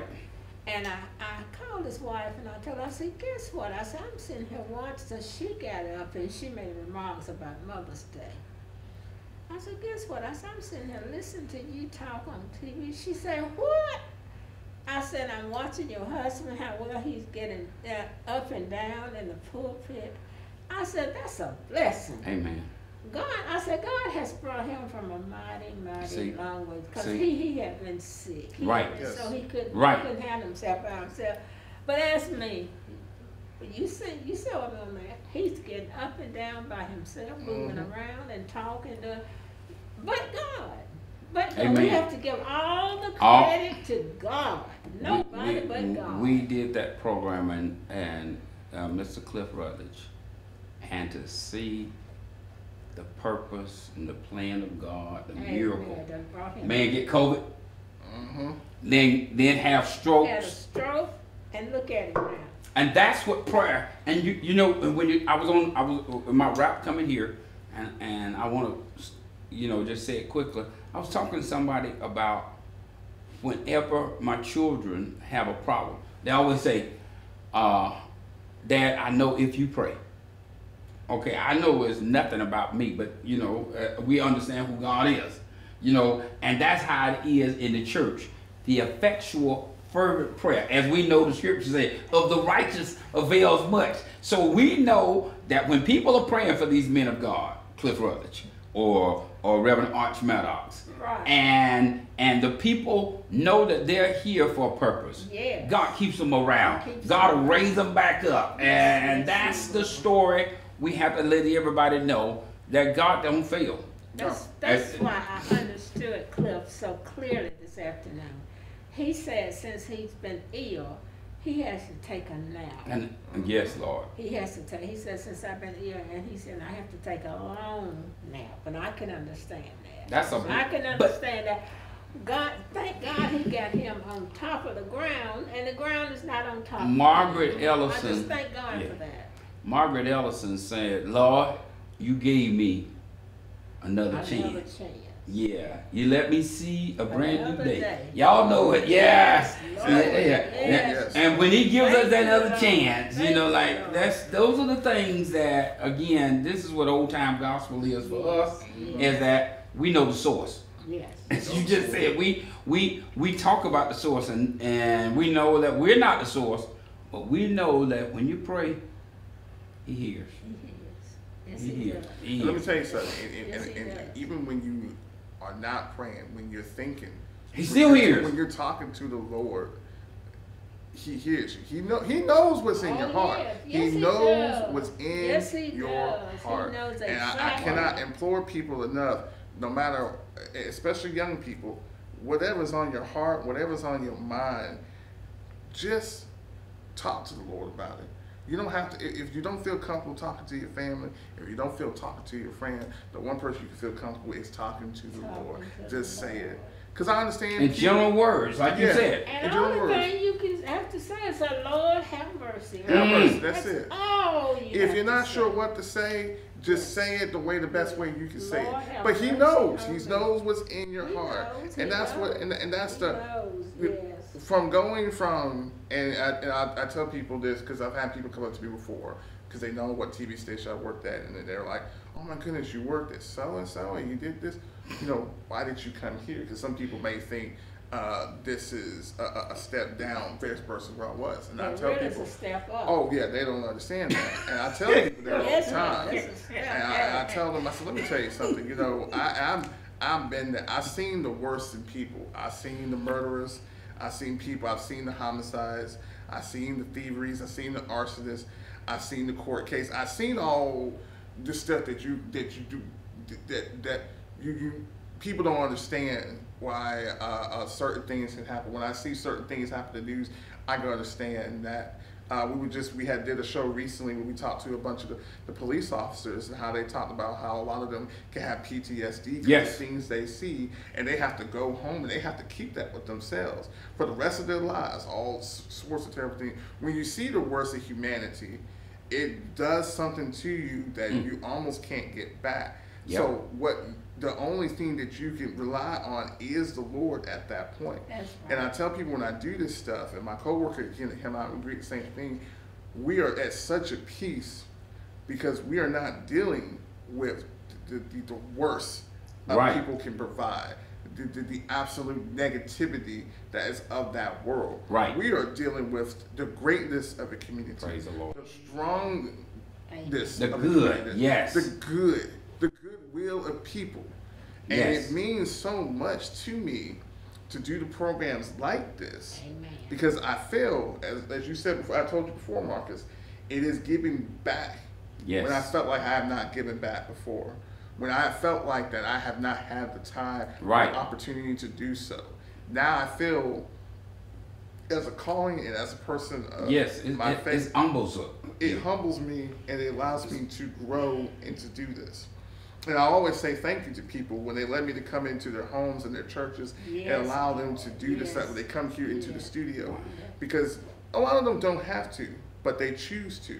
And I cannot thank them enough for empowering this program and allowing this to keep us possible for doing this for the 2.5, going on, it could be 3, 4, 5, 6, 7, 8 years, as long as we can do this program. And we're going to keep on doing this program. We're not going to stop this program. It's not going anywhere. Just like Mr. Green said, he want to give back to the community, and I always think about that. He want to give back to the community, He want to give back to the community. And yes, everybody that gave to him, he wanted to give. And this is a good way. This one way that he's giving back to the community. And givers always get. And that's the one thing we learn. There are a lot of people that are takers. But givers will give just because that's how God puts it on their heart. And as you said, he wants to give back. But people that take don't want to give back. They don't, you know. And then one scripture says we count it as our reasonable service. You know, like that as reasonable. And you laugh about that because wait a minute, that is just what we're saying. If I can help somebody, and you'll find some people are nice, and because that's who they are, and that's their nature. And I believe my grandmama said, it's a bad wind that won't change. That never changes. And every road has an end. That's an end to every road. Wow. See? That's right. And that's the vantage what we have, and I know that you know the view, but then we have an advantage because we've heard somebody give us some wisdom. You know, like you just said, our view is one thing, but then when you have the wisdom, like y'all talked about Reverend Cochran, or somebody, you know, Reverend Maddox, or anybody, or that, I was gonna say Reverend Brady, but his name ain't Brady, but Reverend Brady. Yeah, Reverend Brady. When he said, "You ain't never late." That's the wisdom of God that somebody is showing and sharing, and it changes your view then. It does. And now, you know, you have that advantage in life because somebody shared it, and that's the one thing. I have a pastor, Reverend Coleman. Oh man, Pastor Coleman is so deep with wisdom, and he always tells me, he'll say to me, he said, your generation is one of the last ones to get it. He said, because he said, some of y'all ain't listening. And he said, and if y'all don't get the wisdom, he said, the ones up under you, how they gonna get it? Exactly. Y'all, you understand? You know, exactly. And so as you said, every road comes to an end. And folks don't understand that one there. You know, and somewhere down the line in life, you got to make some changes. That's right. You know.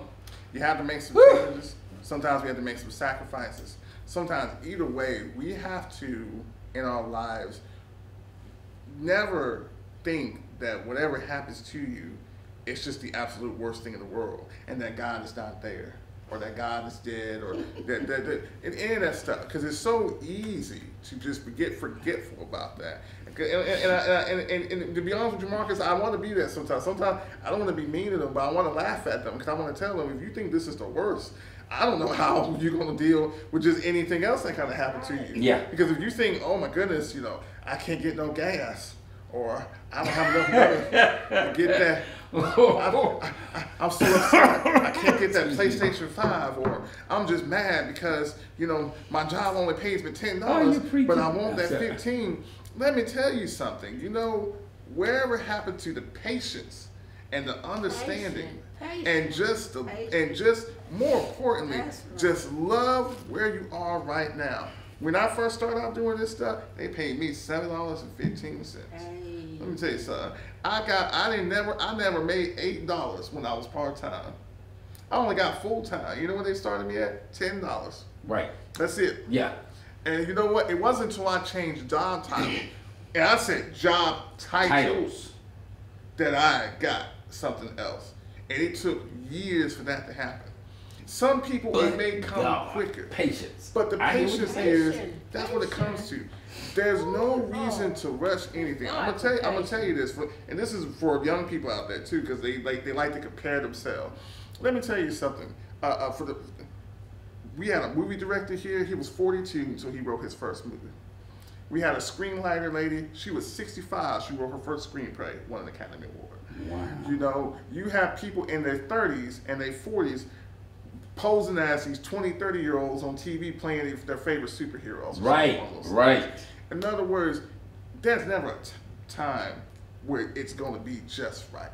No. You don't need to worry about that stuff. You need to just live the life that you have, and thank God for that. Yes, for every moment. Thank God for the people who are in your life right now that want to be in your life. And the people who have left your life, you know what? Thank God that they left your life too. Thank God for the Thank God for the people who have talked bad and stabbed you in the back. Because you know what? I know which ones we're talking about. And I'm going to tell you this. I'm going to tell you the truth.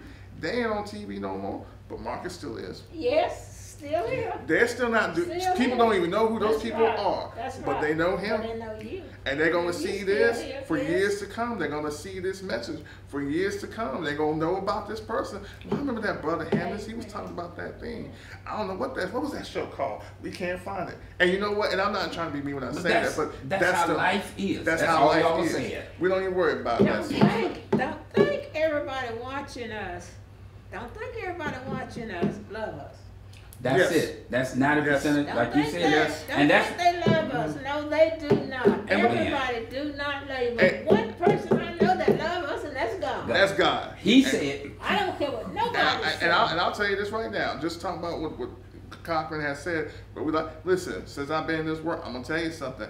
I have hurt people. I have made people upset. I have made people jealous. I have told people off.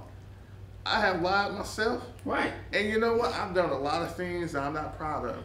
But you know what? At the end of the day, I leave it up to God. I tell God, I said, you know what, God, you know I didn't do right today. Yes. But I'm going to do better tomorrow. And yet, with your help, I'm going to do better. And I'm going to keep doing it. And you know what? We're going to keep on making mistakes. One of my favorite people of all time, and he plays, he is a professional video game player, but I love when he was talking about the word perfection, because we have this culture now that we tell people we shouldn't believe in the word perfection because we can't be perfect. And he disagrees so much. He said, you know what I know? He said, people don't understand what the word perfection is. Every day I'm going to do better than I did the day before. He said we will never be perfect. He said we can never be perfect.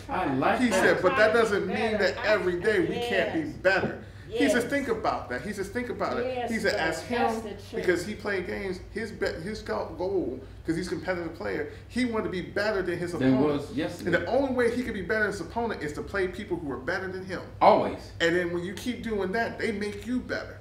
He will never be perfect, but he will strive to it every day. He said, that's how you need to be in your life.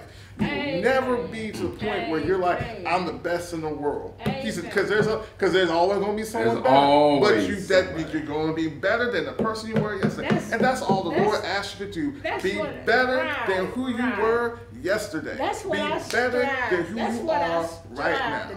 And I'm going to tell you, and I'll tell you this, you Brother Hammonds, like I said before, I don't care about your past, but I know who you are right now. And you are better than that person who was yesterday. Yep. You are better than who you were 2.5 years ago. Yep. You're going to be better than who you are 2.5 years later. Right. Same thing with sisterhood, because we are better now because we know. And we're going to keep on doing that. Even when we falter and fall down, we just go, dust the shoulders off. That's right. And just bounce back up. And just be on better. That's all you got to do. That's all you got to do. I'm going to tell you, I wake up a lot of nights thinking about this TV station. You hear me? Wow. I think about something. I'm going to get up. I got a tablet. I get up and I jot stuff down when I think about it. Wow. I really do. I jot stuff. I want to be better. I want to strive to be better. And better. Amen. Better. Amen. I really do. Yeah. I really do. Yeah. And I love when people come to me and tell me how they like certain things. Those people we've done that Sunday, every one of them came to me and told me how they enjoyed, how they liked. They did. They did. They really did, and they meant that. I know they did. I'm just having a good time. I just thought about y'all named a city that I ain't know nothing about. That's what gave me my laugh just then. Hey. I'm sorry.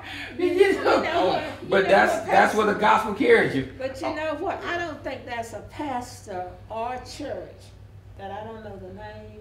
That's what I was that's what I was saying earlier. You see what I don't think so. That's a good Lord. That's a gift. I know the church name and the pastor. You heard what I said. That's a gift. Yeah. That's a gift. Yeah. The good Lord put it. And I thank God for that. That's what we're talking. See? And until we can see the simple things as gifts that God has given us, because He won't give you no more until you, as you just said, I thank God for it. Once you're thankful for the little, He gives you a whole bunch. Bless you with more. Thank you. We know the concept. Ooh, but I'm just thanking God. I know we done given our audience a lot, we're gonna probably break this down in segments. I don't know how Chris gonna do it, or how the Lord gonna do it. But the one thing we know, as y'all said, we can keep on growing. Yeah. Oh yeah. And our station. With God, all things possible. Yeah. Exactly. With Him, all things possible. Exactly. I mean, feel like Shirley see the whole meal. Yeah. Whole meal. You ever gonna tell me while I shout, y'all? You making me? Let's tell you something. That's right, cause it ain't hard for me to shout right. That's what I'm trying to say, y'all. I'm gonna tell you this right now. If you didn't take anything from today, I will tell you you really might need to go look yourself in the mirror. Maybe go see your doctor. Do something. They might be something wrong with you. I don't mean that. There might be something, and you really need to listen. You need to turn off the television, turn off all the lights, close the blind, and really talk to the Lord.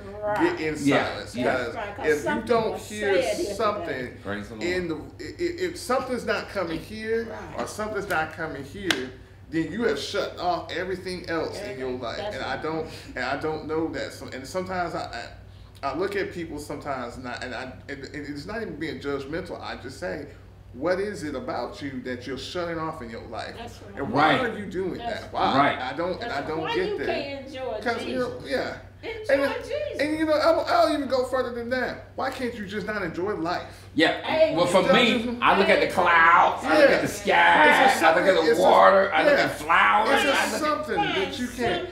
It was such a beautiful day today. You walk outside and you're just like, thank you, G. Look at this beautiful day. Yes. Okay. Oh my God. I'm gonna tell y'all something that an old lady said one time. She said it was an old bad dog. Used to run around every time they walked by the house. The dog was running after him, barking after him. One day, a car hit the dog and killed the dog. And so she was out there just moaning and praying, so Lord have mercy, this poor dog dead. This dog dead. They done killed this dog. She said when her grandchildren walked in and said, what do you see so great about that dog? That's a dog. So she said, but he did have pretty teeth. The dog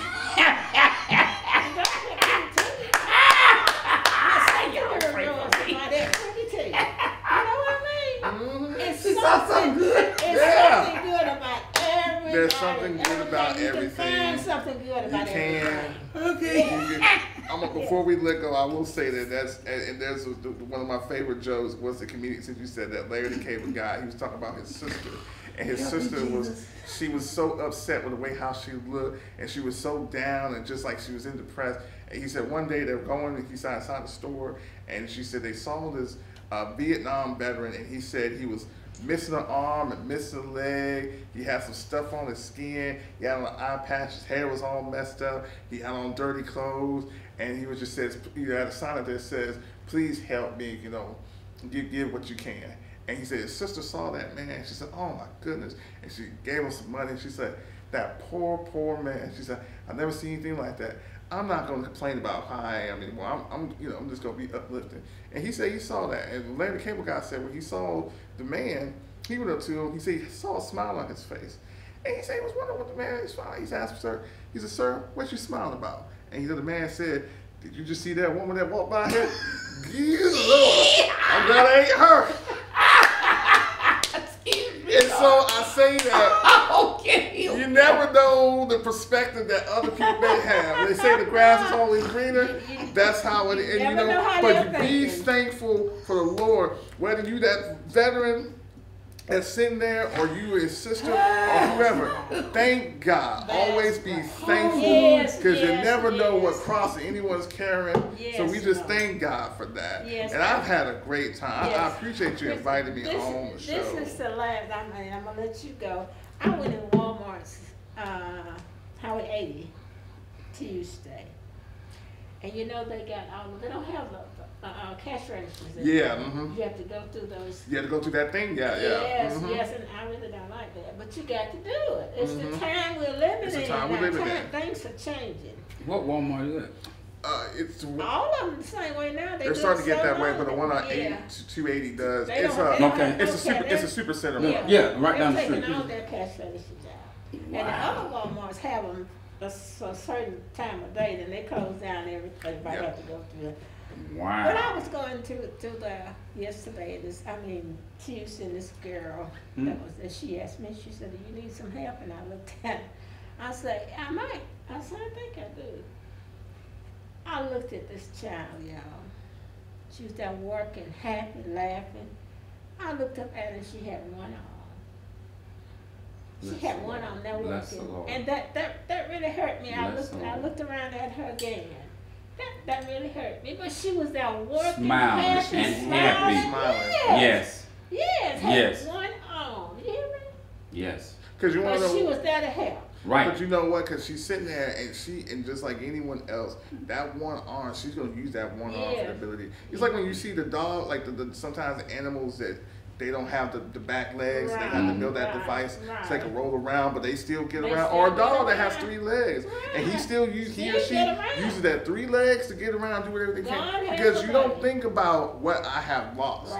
You think about what I have and how I can use it. Wow. And for everything that we do lose or everything that we gain, never forget to thank God about that. And that's something, it is so hard sometimes, and I forget about it every day sometimes too, to just thank God. Lord, you woke me up this morning. Lord, I got 8 hours of sleep. Lord, I ate some breakfast. Lord, I have a car full of gas. Lord, I have a job that I enjoy going to. Lord, I have people I work with that respect and love me. I have friends. And you know what? If you lack those things, just say, God, you know what? God, I don't like the job I have. Or I don't like the people I work with. Or I don't like the car I work with. But God, thank you anyway. Because something better is coming along the way anyway. And I have something that someone doesn't else have. Always. That is the key thing we always have to do. It's not what I don't have, as you said. Then I looked at that child and said, Lord, I got both of my arms. You got both your arms. Thank God I have both of my arms. And you know what she's saying? She's saying, thank God I have one arm, because there's people that don't have any. And then she had a job. And she got a job. Because the mind says, I can. Not I can't. Right. And it's not, like how you just said, the difference is attitude. It's not what I don't have. It's what I do have. Right. I still have a good mind. And as you said, she was smiling and happy. Yeah, I still got to smile. Like in other words, she had way more in her attitude of the I can. That's right. And I thank the Lord with, like that, rather than the person says, woe is me. I had a preacher say this, and I know this is my last word on this one. He said, cheer up, it gets worse. And when he said that, that was the first time I heard somebody, he said, but God will see you through. Yes, and once he said that, he said, cheer up, it gets worse. Right. In other words, you go from one battle to another battle, but God will see you through them all. Yes, and when you know God will see you through them all, you can cheer up, regardless of the condition. Yes, he will. Yes. Yeah, y'all know. No, I'm gonna back off your story, because I will say this because I've seen a lot of young people say this when they say, it was so much easier when I was a child, or it was so much easier when I was back in high school, or remember we back in college or something. And I want to be like, yes, it was supposed to be easier then. That was the whole purpose of it. It's to set you up for now. Right. I tell you. Live for now. You live for now. Adulthood is not hard. Adulthood is when you realize that everything that people have been setting you up, this is what you prepare for. This is life. Life in itself is not perfect. No. And when you get older, there are certain things. The body does break down. Things do begin to hurt. Your knees, you don't. Remember we were talking about today, we were saying the kids could run. You were talking about the kids could run around, have energy forever. Yes. And you get tired. You say, Mr. Rutledge needed time. I said, the rest. You do. And I was sitting there saying, I'll be 35 in August. I'm still a young man. I have to rest, but I can't do what I was doing. You can't do what you did at 18. Marcus, I ain't doing what I was doing at 30. Yeah, so, exactly. It's just how and you have to really, they gave me, I said I was finished, but they gave me an epidural the other day. And I felt like that man was sticking a screwdriver between my neck. It hurt so bad, and it hurt for several days. And then now I'm having some relief. And I'm saying that only to say this. I don't care how much relief I get, I'm still getting older. Amen. I'm still, I don't care. You can't forget that. Yeah, and you can't reverse the process. And so instead of me thinking that I'm going to recapture my youth. No. Cheer up. I'm getting older. Yeah. Cheer up. I get grayer. Cheer up. I get tired. Cheer up. I sleep. But I thank the Lord every day. Yes. We don't know you getting gray. Yeah. We can't tell it. You tell the lips. There are some comedians in this room today. Don't you love the suit he got? Y'all are so funny. That was on the funny. No, it's all shade. Yeah. No, he ain't got. That was the best one because it came right on the money. He ain't got a great strand. Yeah, it's all shade on. This is why we love. Well, you know he got to do that because he got to go swim that Olympic triathlon when the Olympics come around in a couple of months. You know, you got to go over there to Beijing, I think, yeah. Oh, glory to God. But that's the good part about it is that we have the fun, we have the beauty of it. Yes, we do. And the process of aging, I guess, like how y'all said with Mr. Cliff, then with Reverend Cochran, you know, and I'm just really going on it. You laugh about it because Reverend Cochran said something. I'm going to go back to when they were all in here. He said, I wish I could tell these young preachers something about preaching. He said that you ain't got to tell the whole story in one sermon. That's right. Okay, but when you're young, if don't nobody tell you that, you think you're supposed to tell the whole story. Okay, there we go. There go the laughter there. You see, there we go. And so, but when you listen to somebody older and they know and say, son, wait a minute, you can make that sermon into part 2 for next week. You can't tell it all. You can't tell it all. Yeah, you ain't got to sing the song for 15 minutes. We talk about these things. You know, sing it today and sing a little bit of it. Sit on down. Because tomorrow comes, you can sing again tomorrow. And that's the sermon. Get it back to Pastor Bernie. When she did her play. Yes. For Christmas, what is that? Don't live here anymore. Mm-hmm. Oh my God. Don't live here anymore. Praise God. Yes. Do not live here. Yes. Mm-hmm. Yes. Yes. And I think about her often. Yes. And yet, Lord, the Lord blessed us to have us here before she went on to glory. Yes. As you said, she's not here anymore. Right. But the beautiful thing is, God had her to connect with us. And then we were able to share it. Yeah. And the story is still being shared. She was here with us last Mother's Day. Yes. And Minister Bernice Cofield. Yes. For Mother's Day, she shared both of them talking about Mother's Day. And I think about her so often. And we know not when the end is going to be, but the most beautiful thing is that on this journey, and that's what it is, a journey, or this pilgrimage. Every now and then you meet a soldier. You know, like you meet somebody, and then if they get the glory before we do, the good thing is that doesn't exclude us if they get there before we do. How they say capacity full. You know, like the doors are still open. And then if the Lord takes one off the scene, I always say it this way, he brings another young one along. Yes, he does. Because he never stops doing what he does. And that's why he brought you here. You, and even with myself, which, you know, I have, but I'm just glad that God brought y'all, and then open up the back kitchen door and said, Marcus, come on in too. You know, like that, because that's the ministry of the Lord that goes on. We don't see it, we don't understand it, we don't know it. But I just want to thank you, Chris, for being and sharing and coming away from behind the camera. Behind the camera, coming out front so everybody can see. Everybody can see. And the Spirit of God really been in this place. Everybody know Chris. It's really been humbling. Yeah, I thank God that you was willing enough to be one of our guests tonight. Oh, I'll never say I ain't Old willing. Time gospel. Yeah. I'll never say that. I'll never, because I'll tell you what, just because you may not want to do something, I always think this in the back of my head. There's two stories I always think. I think Jesus on his last day on earth, and I always think of Jonah and the whale. There may be something that you want to run away from and that you don't want to do. And when Jesus was sitting there in the garden, he was praying. He said, Father, and he was saying he didn't want to do this. He did not want to. If there's another way, take this cup away from me, please. But if this has to be done, it has to be done.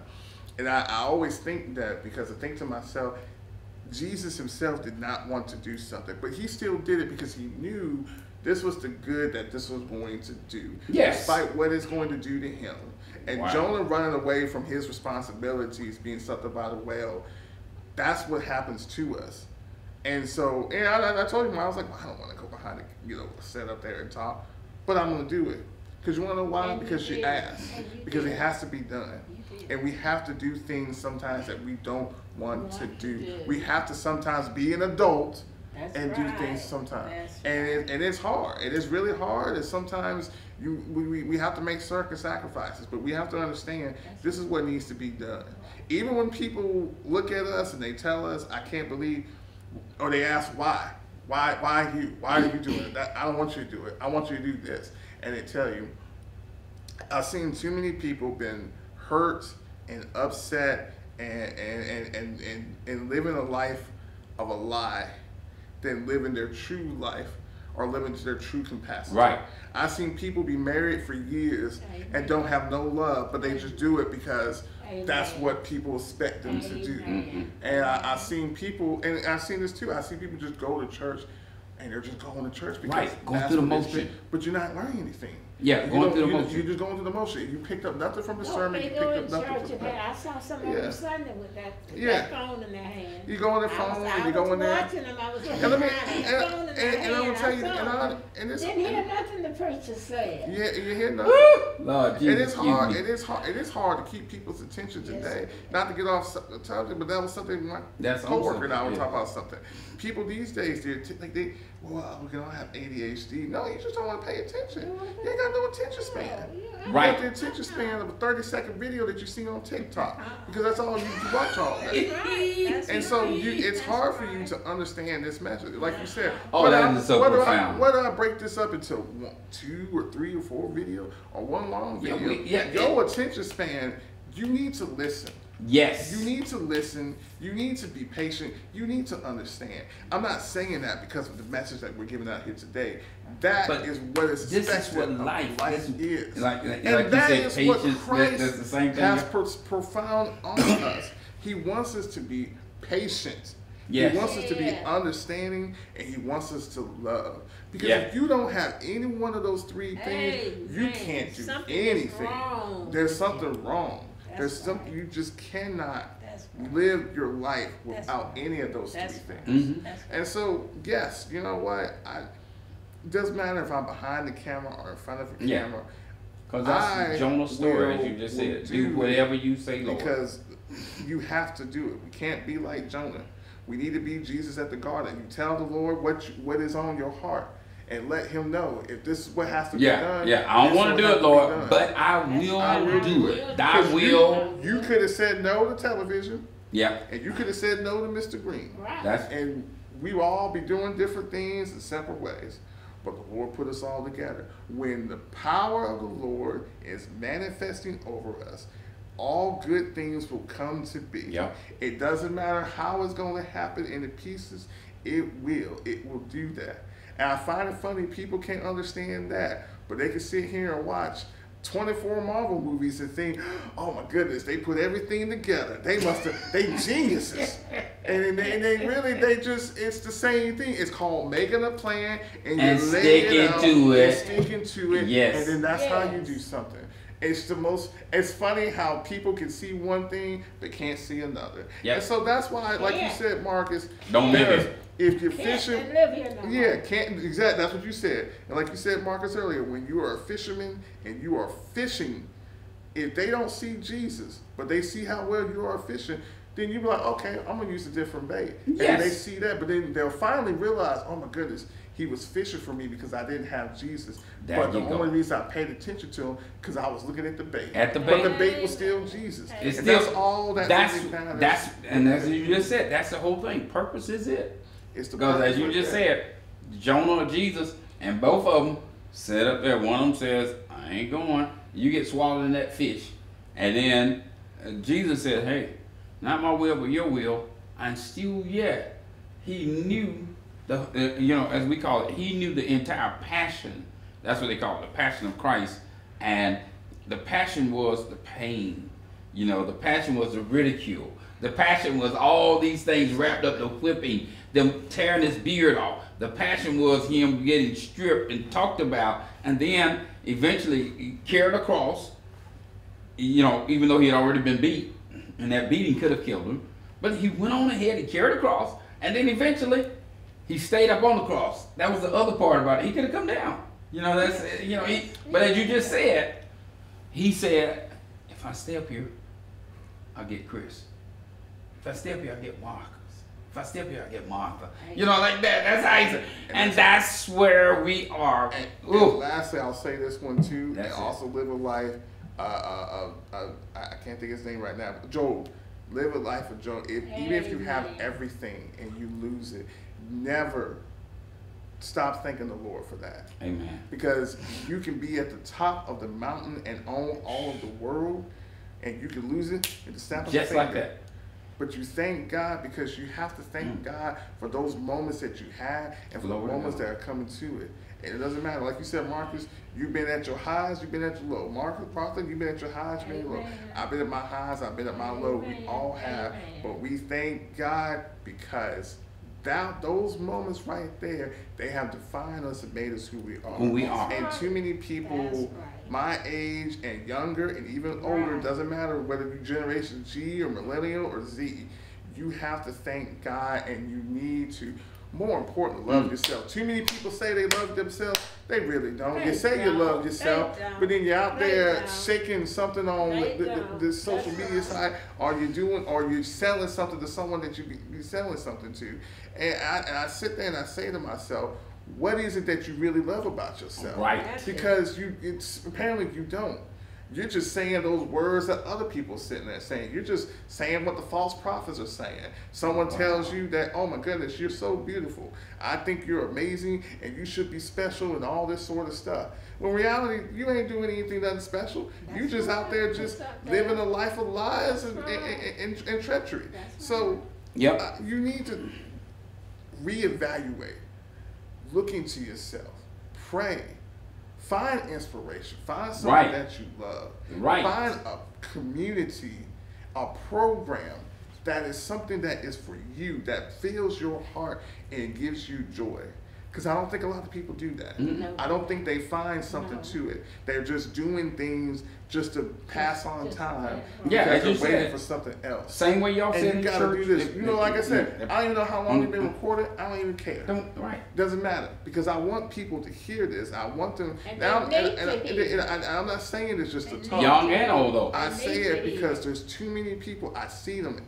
I aimlessly them every day. Whether I'm scrolling on my social media page or I'm just talking to them, there's not a time when people come up to me and they ask me, how do I get to where you're at? Or how do I do it? And I look at them and I'll tell them advice, and I got our own family right now, aimless. Aimless. He doesn't know what he wants to do. Just sits in his bed all day. And I'm like, and what are you gonna do? A trick of the enemy. As you just said, young or old. But and I like how Martha said she saw something with the computer, no attention span. You said it a minute ago, Job, no patience. In other words, they want a quick, fast, and in a hurry, and if it don't happen, that's that short attention span. But when you realize life is for the living, and that, as you said, find something you can do. Because whatever your niche is in life makes you two things. One of them makes you unique, and the other one makes you needed. And those are two strong words. God is always looking for somebody who's unique. Not a copy of the other guy. Not trying to be as you said, the next dancer or the next person on TikTok or some instant video. Being unique, meaning you are, as y'all said a minute ago, perfect, getting better every day. But then the other part is still going back to that same thing y'all both said, needed. Because you saw the woman at the store. We needed that. Yeah. Like that. Because it gives inspiration. And as you just said a minute ago, if you really love yourself, you'll find something better in life. And then everybody will be knocking on your door because they need you or they appreciate you. And for me, I tell people this, be at that place that if you're needed by somebody, that makes you special. You know, if you give your service, you know, then somebody will come out with a smile. Because I always say it this way, service with a smile. You know, like you make them happy. And I've seen it in restaurants where that person comes in there and telling the story. Here we go again with a quick one though. Elaine and I went out and we did our 41st wedding anniversary. And this lady came out there and we could both tell that this was like her first, like she, and eventually she said, well, I haven't been here that long. We could sense that. We could tell that already. But she was nice and we helped her along with what she did. And our order wasn't that big. And you know, at this restaurant, they give you the ratio of 15%, they don't say 10%, 15%, 18%, y'all are 20%, like that. And we knew, one, she was doing what she could with a smile. And there's no way I was gonna give her no 18% when we knew we wanted to give more than the 18, you know, or more than the 20%, because we wanted to keep that smile, you know, like that. And so when she saw what we gave her, her smile was still brighter, you know. But that's the whole thing about it. That's the whole thing about it. Y'all know what I'm talking. You know, you want to help people to have that smile in life and knowing, wait a minute, you're where God had you to be. Because she wasn't at the restaurant just serving, being a waiter. She was there giving a smile, and we could appreciate it. And for me, I feel like that's how, you know, what y'all were just saying again, that's the important thing. And Chris said just right, it's needed. Okay, thank God. With that being said, TV Land, always keep God first. Praise God. Always keep God first. I don't care where we go, what we do, what we say.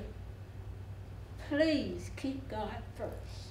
Now we're going to have our last closing prayer from Reverend Markus Hammond.